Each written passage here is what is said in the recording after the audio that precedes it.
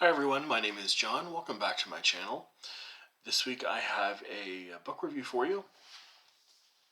It is a book by Masha Gessen, the Russian-born U.S. reporter. And journalist.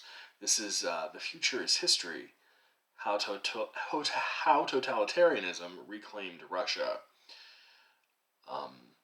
This is one of several books by Masha Gessen. I've occasionally seen Gessen interviewed on cable television programs in recent years, usually on stories relating to Putin's Russia, and they invariably have an opinion that is what I think well considered and thought-provoking. And by the way, just in the body of the review, you'll notice that I refer to Masha Gessen with they, them, their pronouns. That is because that is how they identify. If you choose to leave a comment below, I ask that you also respect that choice as it is respected in the body of the review, please. So I finally looked into the body of their work just to see what was out there. And Gessen has written about a dozen full-length books of reportage, all centered around contemporary Russia, ranging in topic from Stalin's gulags to a book called Words Will Break Cement, The Passion of Pussy Riot, a book about the sort of rebel punk Russian all-girl, all-woman Russian punk band. I picked The Future is History to learn about Gessen's perspective on the continuities that stretch from the fall of Soviet communism up to contemporary Russia. So Gessen chooses as the sort of narrative frame for the book something that's a little unusual. Instead of opting for sort of a unified narrative approach through Gessen's own eyes, they choose to reckon with their native land through the choice of 7 representative people whose lives they choose to talk about, and whose lives and relationships and concerns sort of reflect the zeitgeist of the country as communism is ending through the Gorbachev and the Yeltsin presidencies, and eventually through the rise of Vladimir Putin. The people are usually referred to by only their first names throughout the book, but sometimes they're clearly important.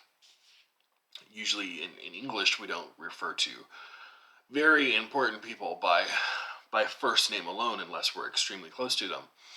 For example, there's a young woman in the book who is referred to as Zhanna, Zhanna, but she is the daughter of Boris Nemtsov, the famous,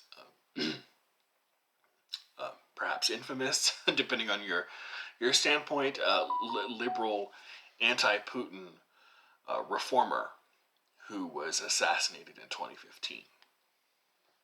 Another is Led Goodkoff, who wanted to study the social sciences as a student, but found himself in the unique position that he realized that the Soviet state had suppressed really any apparatus that might call into question the legitimacy of communism, including most public polling and surveying.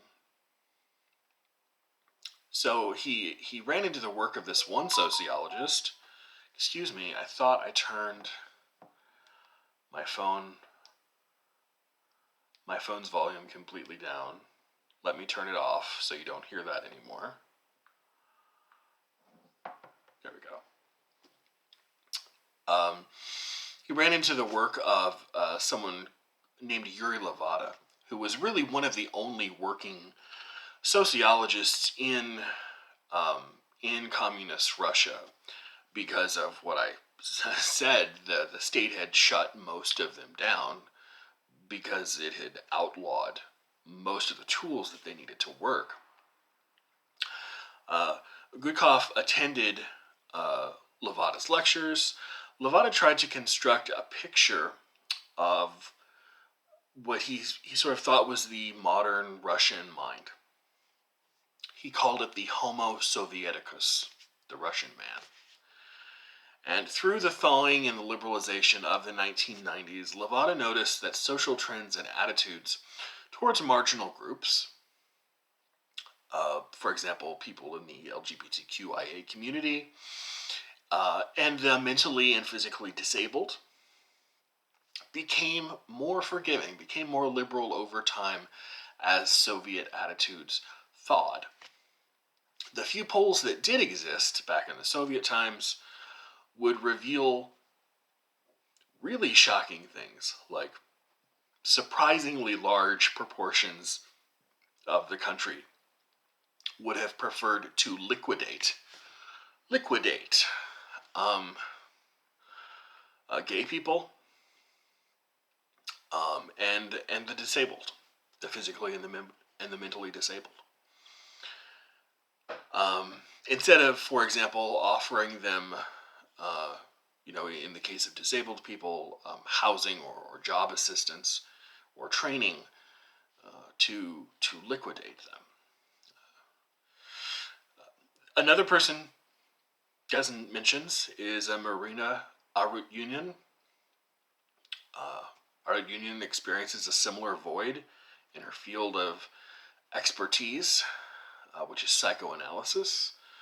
There are a bunch of rich traditions, needless to say, in psychoanalysis of important thinkers from people like Carl Rogers, Virginia Satir, Robert J. Lifton, and many others that had also been repressed aggressively by the Soviet regime. And Gessen suggests that there are massive amounts of the massive amount of capriciously assigned death warrants issued by Stalin in the mostly in the 30s, but they never really stopped until he died, resulted in a society afflicted with basically permanent traumatic experience. And perhaps the most perplexing of all is that Russian society, and this is the sort of the key to the subtitle of the book, the title of the book, "The Future is History," is that instead of running in the other direction, once Russians saw instead of running toward the liberalization and democratization of their country, what Russians did when they had the chance to liberalize and thaw is they basically re-embraced many forms of totalitarianism. And the argument presented in the book is that the most obvious form of totalitarianism is the rise of Vladimir Putin himself. Western political theorists, most notably people like Hannah Arendt, spent much of their work trying to understand the inner mechanics of totalitarianism. The use of state power, the total lack of civil society, and a completely centralized economy are common hallmarks. In discussing the lives of their subjects, Gessen shows how Putin's Russia continues a lot of those themes, even if they might not seem as drastic or extreme as they were under the Soviet regime itself. There are, I would argue, some problems with Gessen's methodology. The willingness to diagnose an entire society as traumatized, as Gessen argues, based on the selection of a handful of people, should probably strike you as overly credulous, and it is, I think. If trauma is in fact there at a national level, diagnosing its source would be a necessarily unfalsifiable task, which should automatically call into question its scientific validity. However, if we look at Gessen's work as less a work of hard science and more of a sort of a sociological analysis, granted this is a bit of a diaphanous distinction, admittedly, their work renders some really valuable things to think about. I alluded to Gessen's style above and how it is refracted through the lenses of different characters, with only intermittent sections of commentary narrated by Gessen themselves. When all of the people are new and one reads the book over a period of time, this caused me to repeatedly have to flip back to the section where everyone and their roles and family members and friends are described.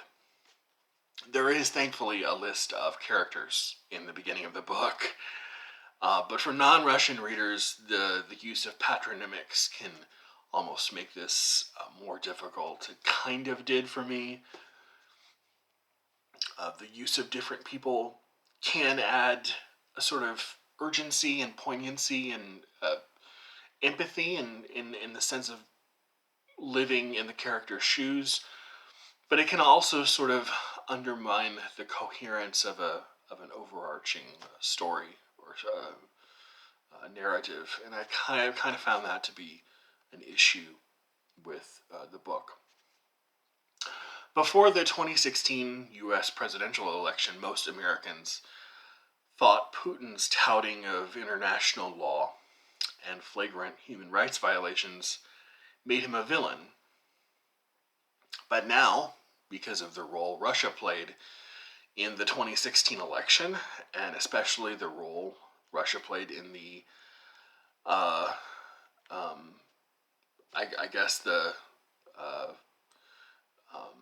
election of Donald Trump, and Trump's admitted admiration for Vladimir Putin himself, there's now, just a few years later, a significant element on the American political right that sees Putin as a sort of exemplar of good governance instead of the despot that he was once assumed to be. Since the book was published in 2017, Donald Trump is mentioned only sort of in the very distant periphery a few times because he had only been in office for a few months.